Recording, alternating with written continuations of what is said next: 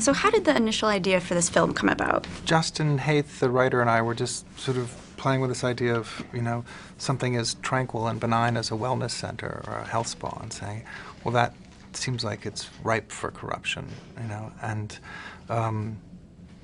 then making the place kind of ancient, some place that maybe has looked down on mankind for a period of time and is offering a diagnosis. So how would you describe the movie? It has elements of horror, yeah. psychological thriller. I mean, it's not immediately reducible. Mm-hmm. I think I call it a sort of contemporary Gothic because it's definitely the study of modern man. But as Dane's character Lockhart makes his way to this place, he's really out of bounds. He's sort of slipping into a kind of dream logic and away from the waking state. So, there are sort of macabre overtones. It's, I don't really try to reduce it.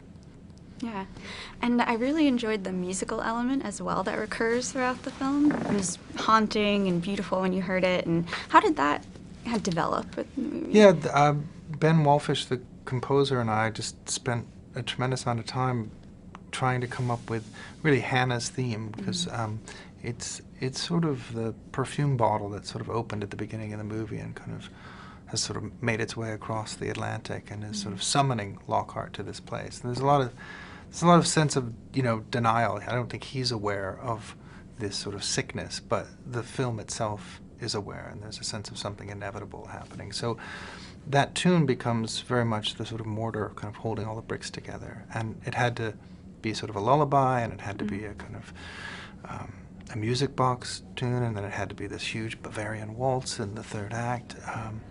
So just a lot of iteration. It had to seem immediately familiar somehow. Mm-hmm. Yeah. And so when people watch the movie, do you want them to leave the theater thinking about anything in particular? Or, the film brings up all this stuff about health and work, and, do you hope they're questioning certain things by the end of it? Well, sure. I think the movie is really about two worlds, and the Lockhart and Hannah really don't belong to either world at the end of this movie. So, I think the genre works best if it taps into some contemporary fear or anxiety, and I think we live in an increasingly irrational world, and I think there's some sense of maybe we're in denial. We know history. We're driving the car into the wall, but we can't seem to turn the wheel. And what is it that makes us vulnerable to the pharmaceutical industry, for instance? Why,